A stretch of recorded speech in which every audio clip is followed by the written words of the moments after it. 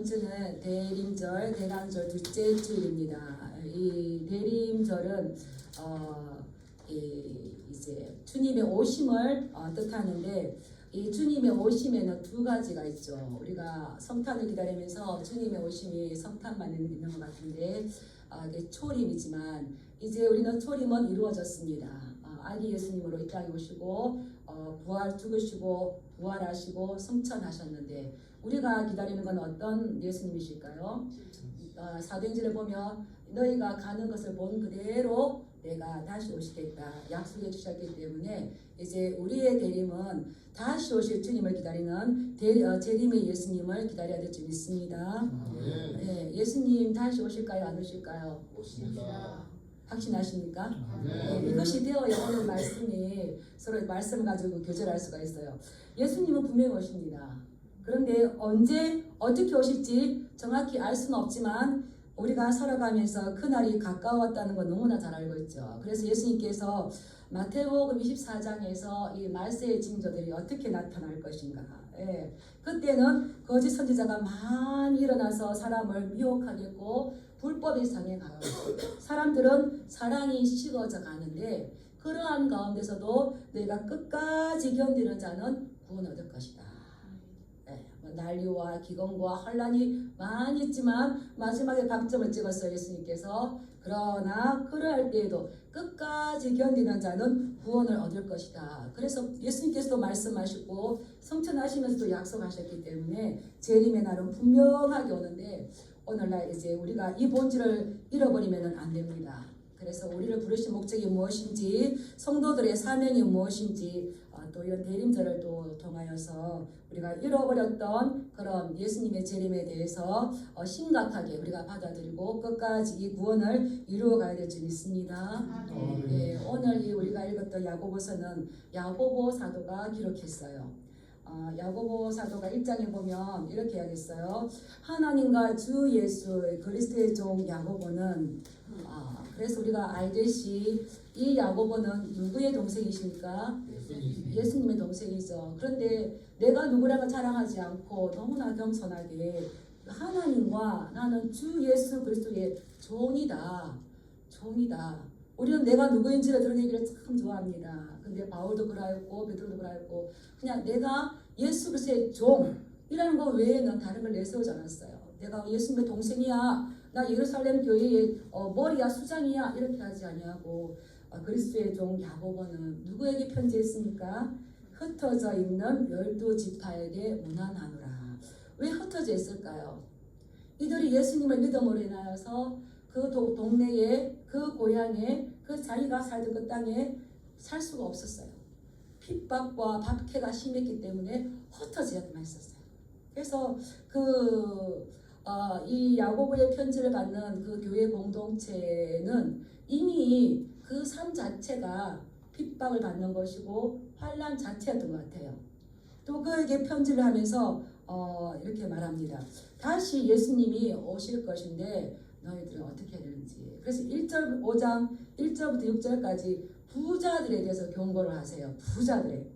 5장 1절에 보면 들으라 부한 자들아 너희에게 임할 고생으로 말미암아 울고 통곡할 건데 너희가 재물을 모았지만 내가 좋은 옷을 모았지만 그것을 썩고 좀먹을 것이고 녹이 설 것이고 그 재물 때문에 너희는 심판을 면하지 못할 것이다.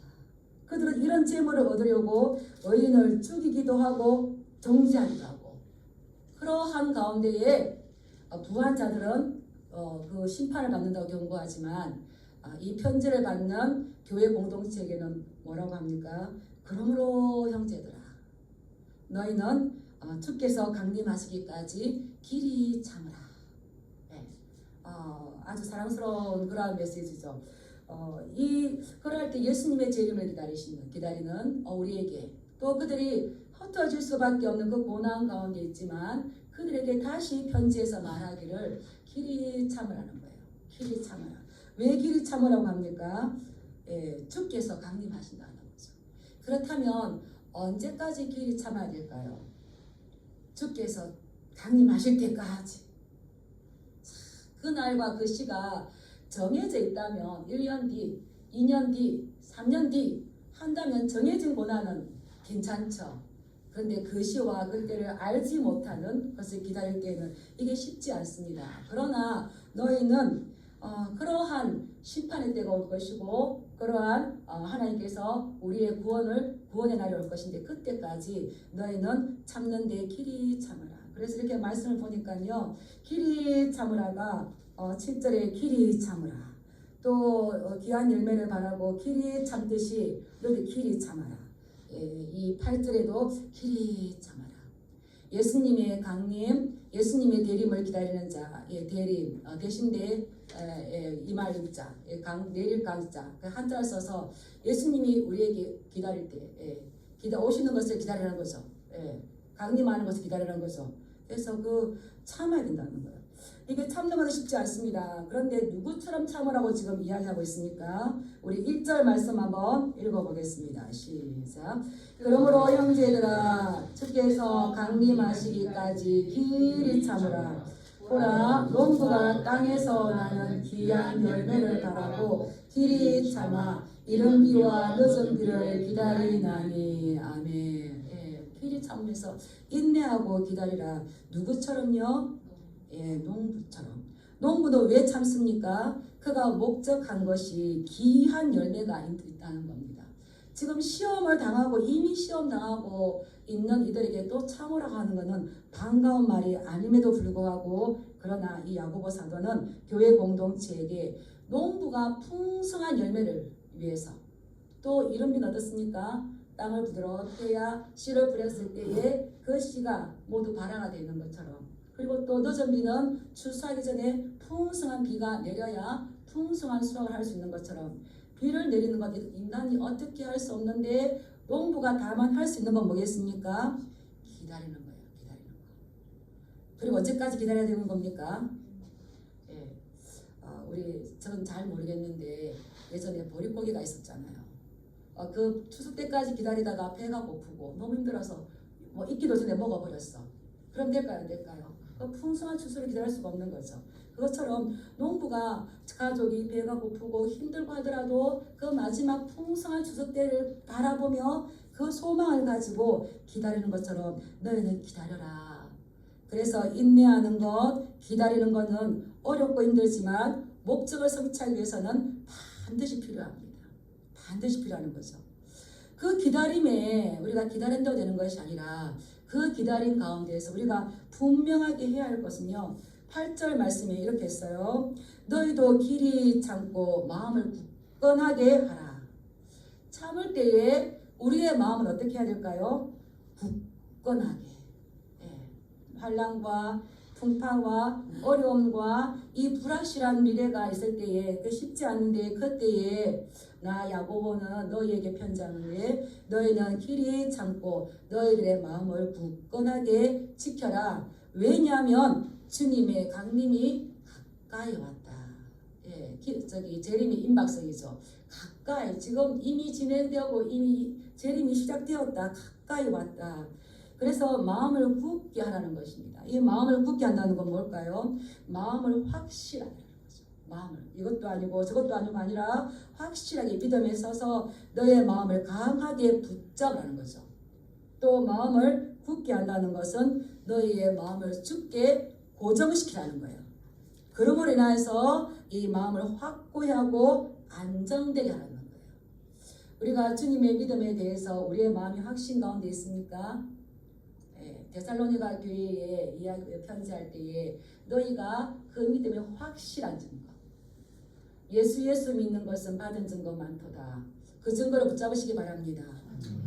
그냥 환난이 너무 크면 이게 놓쳐버리는데 그럴 것이 아니라 너희가 참을 때에 인내할 때에 기다릴 때 분명하게 해야 할 것이 있는데 너희의 마음을 확실하게 굳게 고정시켜서 흘러떠내려 가지 않도록 해라. 왜 그렇습니까?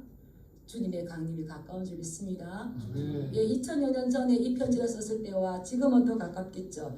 이 말은 외부적인 어떠한 압박에도 묵묵히 참으면서 너희의 믿음을 오히려 안정되게 그래서 우리 마음의 평안은 어떤 환경이 주는 평안이 아니라 주님께서 우리에게 주시는 절대적인 평안이 좀 있습니다. 너에게 평안을 주노니 세상이 줄 수 없는 평안. 이 평안을 소유하시기 바랍니다. 이 외부의 압박이 너무 심할 때에 너희는 묵묵하게 이 길을 참아가라. 이 길을 가라. 초대교회 성도들은 예수님이 승천하실 때 곧 오신다고 말씀하셨기 때문에 그들은 정말 곧 예수님께서 다시 세상에 오실 줄 믿었어요. 그런데 1년이 지나고 2년이 지나고 10년이 가고 20년이 가도 예수님은 오지 않았습니다. 예수님이 오지 않기 때문에 또 세상으로부터는 더 많이 소외당하고 핍박받고 박해를 받고 고난을 받게 되었는데 시간이 흐를수록 이것이 점점점 더 심해졌습니다. 그럴 때 어떤 현상이 벌어질까요? 그 결과로 경고했던 성도들의 믿음이 흔들리기 시작했습니다. 그래서 이 마지막 때가 가까울 때에 더 핍박이 심한데 이 핍박, 박해를 받으면서 이 많은 성도들이 그것을 두려워했어요. 근데 이것은 예수님께서 미리 말씀하신 겁니다. 우리는 잘 들으시기 바랍니다. 마태복음 24장에 보면 종말의 때에는 큰 환란이 있겠고 창세로부터 지금까지 이런 환란이 없었고 후에도 없을 것이다 라고 말씀하셨어요. 이 약속의 말씀을 붙잡는데 그러므로 예수님께서는 깨어 준비하고 있으라.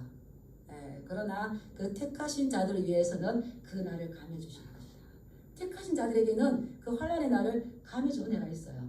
그래서 너희들의 마음을 확실하게 하고 종말이 이 두려운 시간이 다가왔을 때에 놀라운 시간이 다가왔을 때에 두려움으로 마음을 뺏기는 것이 아니라 너희의 마음을 더욱더 확고하게 붙잡고 있으라고 합니다. 예수님 때문에 이 고난 당하면은 교회가 모이기가 어려워집니다. 그러나 그럴 때에 이 고난 때문에 떠밀려 가는 것이 아니라 그때 우리가 잊지 말아야 될 것은 극심한 고난이 가까이 올수록 예수님의 재림의 약속은 더 가까이 왔다는 것을 믿으시기 축복합니다. 예. 이 우주적인 종말이 올 것인가 개인적인 종말이 올 것인가. 우리가 이 종말 하면은 우주적인 종말 하지만 제가 뭐 살짝 충격받은 적이 있었는데 수업을 하다가 신학교 다닐 때 수업을 하다가 이제 종말에 대해서 하는데 우리는 오늘 오실지 내일 오실지 항상 종말론적인 신앙이 이렇게 깨어있게 원하지 않습니까? 그런데 아직 안 와요. 그래서 오늘도 안 오셨네. 약간 안심하면서 했는데 그 탁질 교수님이 당명한 그 순교자의 아들이잖아요. 그분 이렇게 하시는 거예요. 여러분 종말은 다가옵니다. 하나님께서 예수님께서 오시든지 내가 먼저 죽게 가든지. 그때 제가 그 들으면서 약간 방심하고 있다가 뽕 했어요. 그렇지 예수님이 내가 사는 동안 안 오신다고 할지라도 우리는 어떻습니까? 나의 개인적인 종말이 있다는 거예요. 그래서 이 방심할 수가 없구나. 이게 허지부지할 수가 없겠구나. 항상 그 종말의 긴박성을 가지고 품고 사시기 바랍니다. 그런데 우리 그리스도인들에게는 이 종말이 오히려 예수님의 그 재림이 가까웠다는 것은 소망이에요. 우리의 구원의 날이에요. 그러나 역사적으로 본다면 하나님의 이 교회 역사는 쉽게 그렇게 만만하게 이루어진 것이 아니었습니다. 저들의 저항과 저들의 핍박은 결코 만만치 않았습니다. 때문에 많은 사람들이 떠나려갔는데 그러나 너희는 마음을 굳게 하고 마음을 약해지지 않도록 하고 고난이 온다 할지라도 너희의 믿음을 굳건하게 지켜라. 그래서 옆 사람하고 인사하시기 바랍니다. 끝까지 믿음을 지키시길 축복합니다. 끝까지 마음을 지키시길 축복합니다. 그리고 또 한 가지 조심할 거 이야기해서 조심할 것.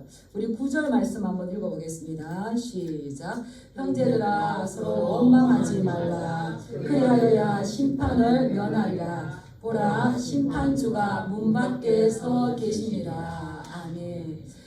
이 원망하지 말라는 거예요. 원망하지. 우리가 쉽게 나올 수 있지만 그러나 또 특별히 그런 기다릴 때에 참고 인내할 때에 마음을 지킬 때에 특별히 조심할 것이 있는데 서로 뭐 하지 말라고요?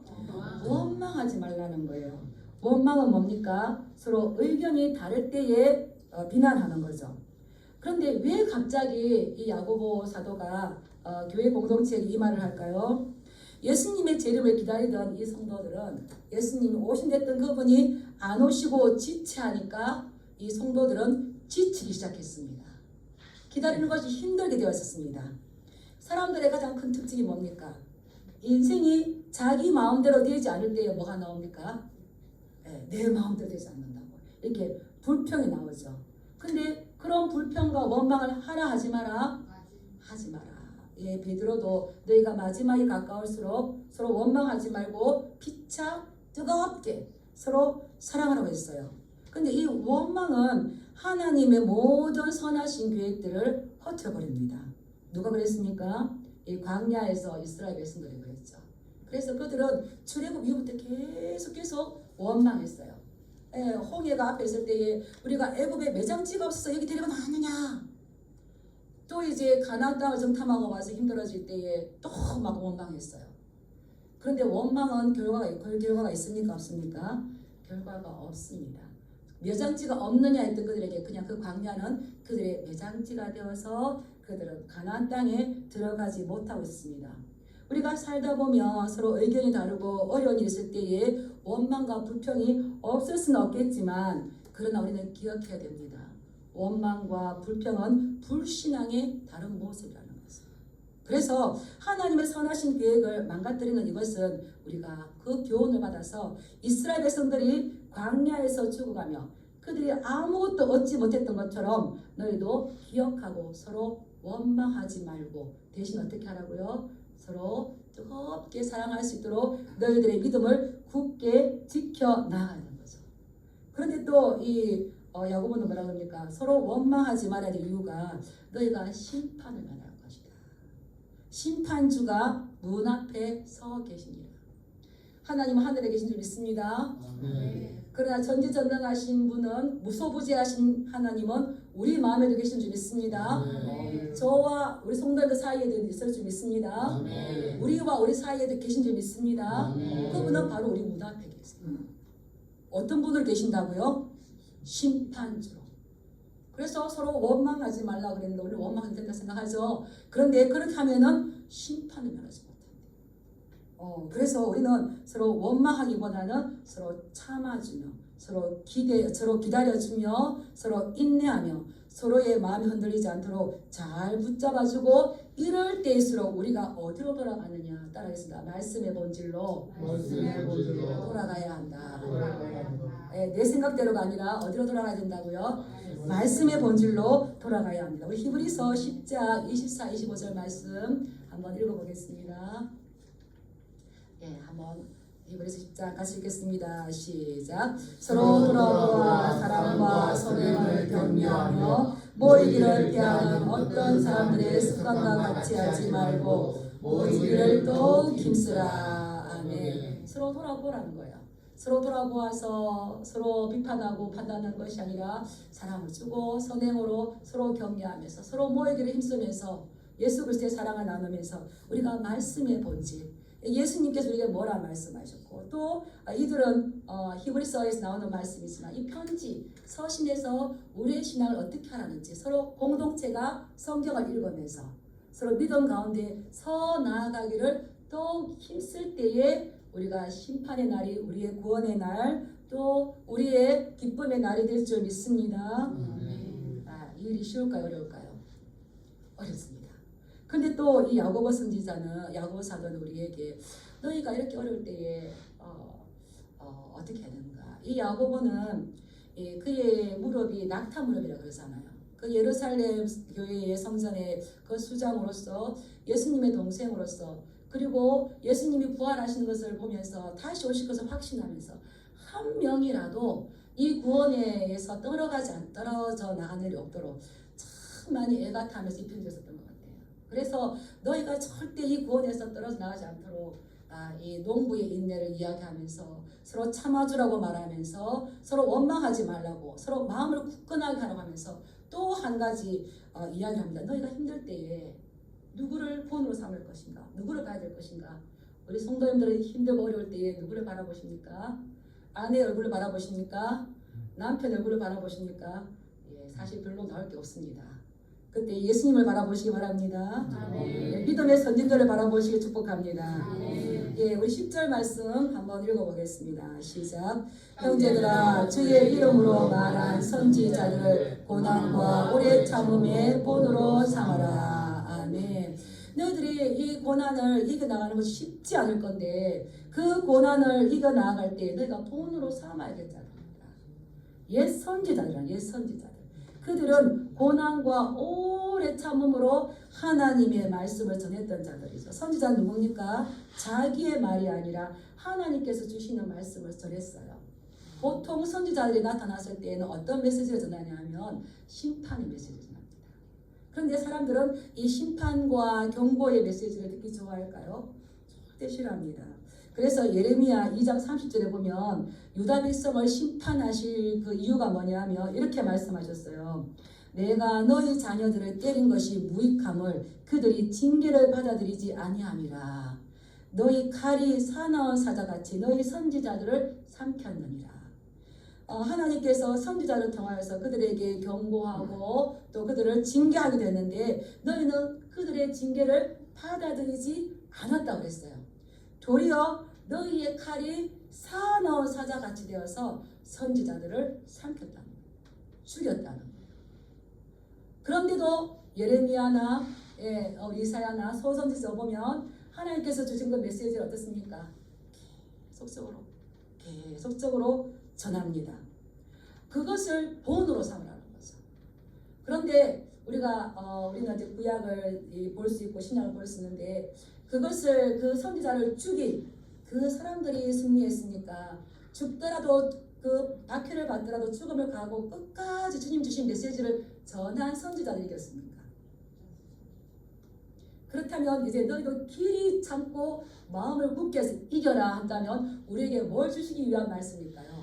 승리를 주시기 위한 말씀이죠. 이거는 기쁜 복음의 소식인 겁니다. 그러한 선지자들 고난과 오래 참음의 본으로 삼아라. 본으로 삼는 것. 그들을 너희 인생의 모델로 삼아라. 오늘날로 말한다면은 이 멘토로 삼아라. 우리가 어떤 일들을 선택할 때에 어려운 일들이 있을 때에 누구를 찾아가느냐는 굉장히 중요합니다. 내가 이 일들을 결정할 때에 희망과 소망을 주는 사람하고 아이고 내가 해봤는데 그거 안 돼. 그거 안 돼. 그러면 안 됩니다. 저는 우리 자녀들 또 다음 세대들 우리 성도님들이 좋은 만남의 복을 받기를 기도하고 있습니다. 그건 뭘까요? 잘못된 멘토, 잘못된 것을 본으로 삼았을 때는 그 인생까지도 좌지우지해버리는 거예요.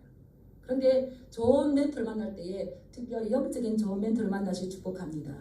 네. 그럴 때에 우리의 길에 이렇게 바른 길을 갈 수 있어요. 그래서 이 멘토들의 중요한 건 뭡니까?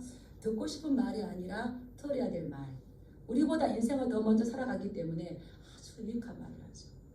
그래서 영적인 좋은 멘토들 또 삶의 좋은 멘토들을 또 이렇게 만나려면 어떻게 될까요? 여러분들 투자하시기 바랍니다. 투자하셔서 그분들 가까이 할 때에. 그래서 이 멘토 어떤 면에서는 이제 고수들이죠.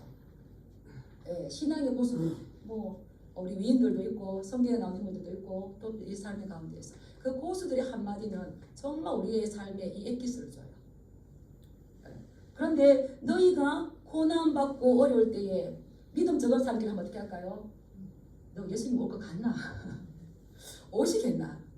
이렇게 힘든데 우리 그냥 유대교로 돌아갈래? 우리 그냥 이 방식으로 돌아갈래? 이렇게 되겠죠. 근데 신앙이 좋은 사람들 만나면 그래 이 야고보 같은 사람 뭐라 그럽니까?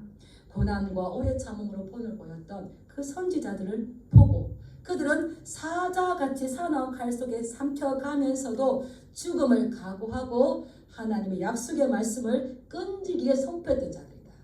그들을 본으로 삼으라고 합니다. 우리 성도님들도 믿음의 고수들을 믿음의 영적 멘토들을 가지시길 축복합니다. 그럴 때에 그러한 가운데 선지자들을 바라보았을 때에 위로받을 뿐만 아니라 우리도 같이 인내할 수 있는 힘이 생기는 거죠. 근데 야고보는 예수님의 동생이라고 그랬어요. 이 말씀을 예수님께서 산상수훈의 결론으로 말씀하셨어요. 마태복음 5장 11절 12절 이렇게 말씀하셨습니다. 의를 위하여 박해받는 자는 복이 있나니 천국이 그들의 것입니다. 어떤 자가 복이 있다고 했습니까? 의를 위해서 박해받는 자가 복이 있다고 했습니다.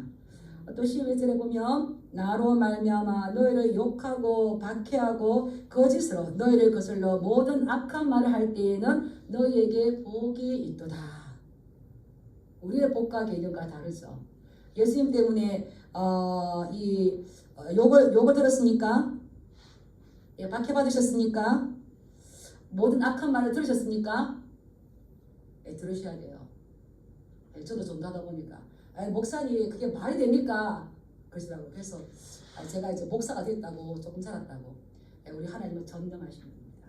그게 지금 이루어진다 생각하십니까? 그래서 우리 하나님 아버지는 전능하신 분이십니다. 예, 모든 걸 할 수 있습니다. 우리 인간은 내가 하나 두 개밖에 못하니까 어떻게 생각합니까? 하나님도 하나 두 개밖에 못할 것이라고 하나님을 자기 수준으로 생각합니다. 근데 하나님은 어떻습니까? 우리를 하나님의 수준으로 올라가길 원하십니다. 하나님을 내 수준으로 끌어내리지 마시기 바랍니다. 예, 악한 말을 들을 때에 너희에게는 뭐가 있다고요? 복이 있기 때문에 기뻐하고 즐거워하라. 하늘에서 너희 상이 크니라. 너희 전에 있던 선지자들도 이같이 박해하였느니라. 선지자들도 이렇게 박해하였는데 그것을 본다면 너희들이 박해받을 때에 악한 말 들을 때 욕. 아이고 짜노. 욕도 안 들으시고 악한 말도 안 들으시고 박해도 안 받으시고 무엇으로 상급을 쌓겠습니까? 예, 나가서 예수님 자랑하시기 바랍니다. 너나 잘 믿으라. 이 소리라도 들어보시기 바랍니다. 그분들이 예수라고 말했다는 자체가 놀라운 거예요. 예수. 그래서 복음이 이깁니다. 예, 복음을 자꾸 들으면요 믿음이 생겨가지고요. 하나님 아버지 나 데려가이소 이러시더라고요. 경로당 할머니가. 그전엔 쳐다도 안 보시던 분이 하나님 아버지 날 데려가이소 그러시는데 그럴 때에 우리가 기뻐하고 즐거워하며 하나님의 나라의 상급을 쌓으시기 바랍니다. 예, 우리는 이러한 어려움이 있다 할지라도 성경은 지속적으로 말해요. 예수님의 이 대림이 오기까지 예수님이 다시 오시기까지 정말 우리 성도님들 이 좁은 길을 가기를 원하십니까? 그래도 이 길을 가시렵니까? 아멘. 예, 가셔야 됩니다. 주님의 강림이 가까이 있고 심판장이 가까이 계시고 그분이 우리에게 만났을 때 그날이 우리의 구원의 날이 되지 않겠습니까? 심판받는 날이 되지 않기를 축복합니다. 예, 그래서 이 인내해라 길이 참아라 이랬는데 그러한 인내하는 자 길이 참는 자가 어떤 자라고 말씀하셨는지 이 야고보는 또 우리에게 소개해줘요. 우리 11절 말씀 읽어보겠습니다. 시작. 보라 인내하는 자를 우리가 복되다 하나니 너희가 욥의 인내를 들었고 주께서 주신 결말을 보았거니와 주는 가장 자비하시고 긍휼히 여기시는 이십니다. 보라 보라 이 감탄사예요. 지금 참고 인내하고 선자들 본받고 하는데 왜 그렇게 하냐. 보라 이 새로운 환경이 열리는 거예요. 인내하는 자를 우리가 복되다 하나니. 어떤 사람이 복되다고 하는 겁니까? 인내하는 자가. 그래서 성경은 계속적으로 하나님의 말씀을 듣고 그 말씀에 순종하여서 인내를 했는지 그 말씀 붙잡고 인내하지 못했는지 계속 나옵니다. 그래서 우리는 인내하는 자가 복되기 때문에 내가 너에게 편지해서 이렇게 하는 말은 너희들은 복된 사람이 되라고 권면하는 거죠. 우리 다 복된 사람 줄 믿습니다. 아멘. 복된 사람 줄 우리가 고난 당하는 자, 인내하는 자가 복이 있다는 걸 너희가 아는데 그래서 이 야고보가 그 인물을 좀 쉬운 사람 데리고 왔으면 좋겠는데 복되다 하다니 너희가 누구를 데리고 왔습니까? 욥을 데리고 왔어요. 욥을 좀 적당하게 야곱 같은 사람이나 좀 이런 사람들이 왔으면 될 건데 가장 완벽하게 고난을 당하고 그것을 완벽하게 이겨난 욥을 데리고 왔어요. 그 욥을 예로 드는 거예요.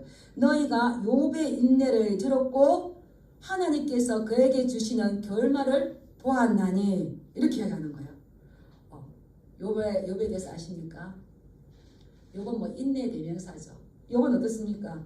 욥은 많은 그 어려움들을 당했어요. 많은 어려움들을 당했어요. 그런데도 그 어려움 가운데에서 비록 입술로 좀 투덜거리겠지만 끝까지 하나님에 대한 초점을 놓치지 않았어요. 환경이 아무리 그래 압박하게 돌아온다 할지라도 그는 그 인내의 믿음을 주님 앞에 보였습니다. 그래서 여기서 욥의 인내를 너희가 들었다니 이렇게 했는데, 이 인내는 히모포네가지고 환경 가운데서 변치 않는 인내예요. 환경이 어떻게 우리를 힘들게 할지라도 거기에서 믿음을 지키는 거죠. 참 쉽지 않죠. 욥은 어떤 사람입니까? 욥은 아무 영문도 모르고 하나님과 사단의 대화 가운데에서 이 고난의 한가운데로 들어갑니다. 그래서 하루아침에 4명의 자녀를 잃어버려요. 그리고 그 소식이 들려옵니다. 들려왔을 때에 욥은 절망하거나 얼마나 절망스러웠겠죠. 근데 그것은 무엇을 선택합니까? 하나님 앞에 예배하는 선택합니다. 1장 20절에 보면 욥이 일어나 그 돛을 찢고 머리털을 밀고 땅에 엎드려 예배하며 이르되 내가 모태에서 알몸으로 나왔사온즉 또한 알몸이 그리로 돌아갈지라 주신이도 여호와시오 거두신이도 여호와시오니 여호와의 이름이 찬송을 받으실지니이다 하고. 참 쉽지 않죠. 그런데 그는 땅에 엎드려서 하나님을 예배하면서 이 모든 일에 입술로 범죄하지 아니하고 원망하지 아니하니라. 따라하십니다. 주신이도 주님이시오 거두신이도 주님이시오니 여호와의 이름이 찬송을 받으실지니이다. 우리가 이 땅에 왔다가 알몸으로 왔다가 그냥 가요. 그걸 안다면 하나님께서 주셨고, 근데 참 그게 쉽지 않은데 너희가 욥의 인내를 들었나니 뭡니까? 욥의 인내를 너희가 거울 삼으라는 거죠. 그리고 또 그것뿐입니까? 이제 그의 몸까지 아파집니다. 이 종기가 나죠. 이 발바닥부터 정수리까지 종기가 나서 질그릇으로 긁을 때에 그의 아내가 뭐라 그럽니까?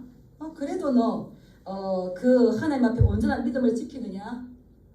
정말 재수 없어 이렇게 하겠죠. 그 지키느냐? 차라리 네가 믿는 하나님을 욕하고 죽어버려라. 마음이 무너지죠. 이 아들까지, 근데 지금 남은 아내까지 자신을 배신할 때에 얼마나 힘들었겠습니까? 얼마나 힘들었는데 그가 이 모든 일에 욥이 입술로 범죄하지 아니하였느니 이렇게 나와요. 그래서 그 앞에 말은 뭐냐면 그 자기 아내에게 이렇게 말합니다.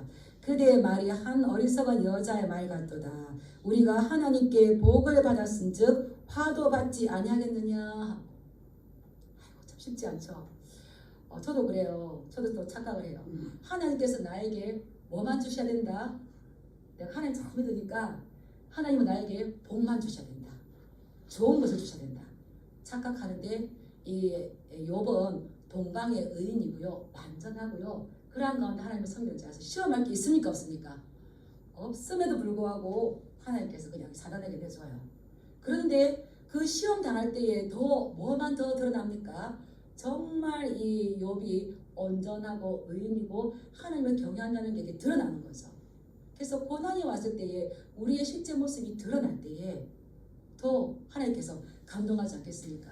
그때에 하나님께서 그에게 어떤 결말을 주셨는지 너희가 안다는 거예요. 이 한순간에 모든 것들을 잃었지만, 그리고 그래서 좀 뒤에 불평을 했지만 그는 그 모든 것들을 이겼어요. 그런데 그가 이 하나님에 대해서 아주 귀한 고백을 합니다. 욥기 42장 5절에 보면 내가 주께 대하여 귀로 듣기만 하였사오나 이제는 눈으로 주를 배웠나이다. 그러므로 내가 스스로 거두어 드리고 티끌과 제 가운데서 회개하나이다. 왜 회개합니까? 하나님에 대해서 잘 알지 못하면서 새 친구가 와서 논쟁할 때에 계속 아는 것처럼 막 했어요.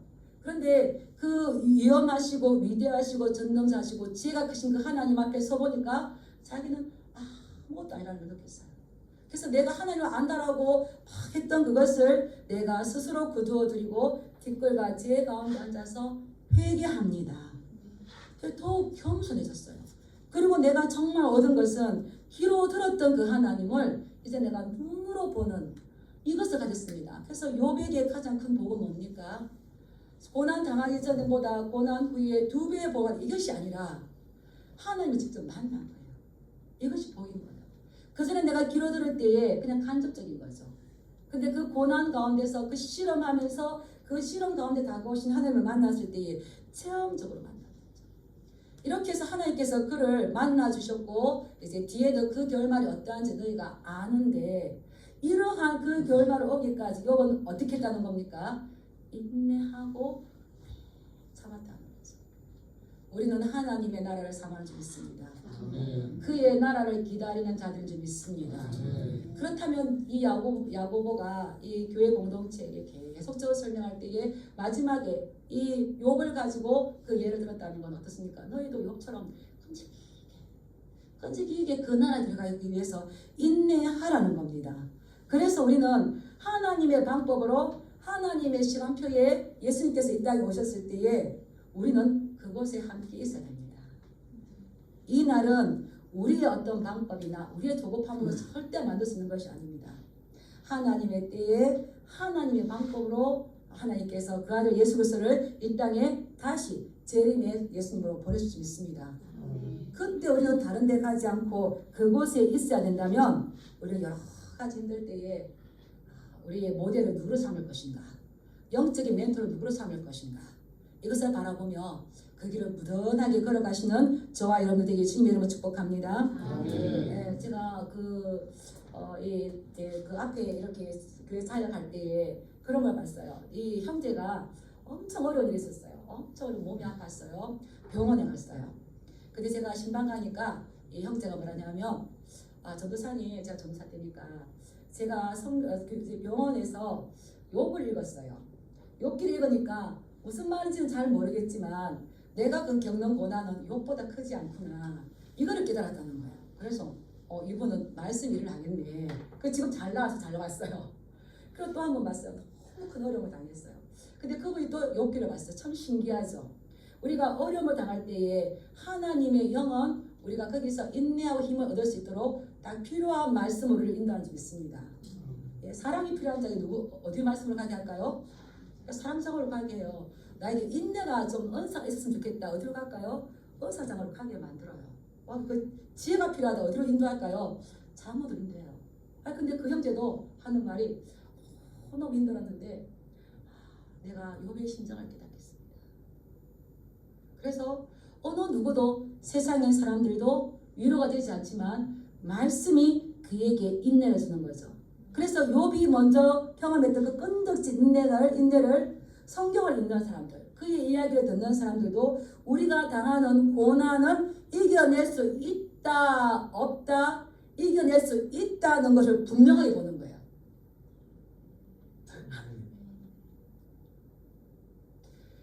그 고난을 이겨낼 수 없는 것과 이겨낼 수 있는 것까요? 욥을 봐라. 선지자들 봐라.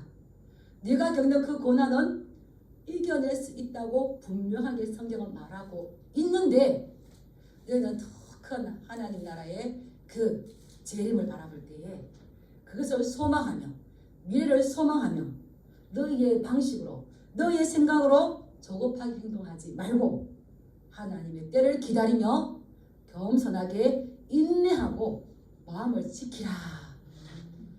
이것이 대림절이다. 우리가 예수님 성탄을 또 기다리겠습니까? 그 구약에 보라 처녀가 잉태하여 아들을 낳으리니 그 이름 임마누엘 해라 오셨잖아요. 구약에 예언했던 그 예수님이 오셨습니다. 그렇다면 이제 예수님 가시면서 내가 다시 오겠다 했던 이 약속은 이루어질까요? 이루어지지 않을까요? 따라서 반드시 이루어집니다. 반드시 이루어집니다. 예.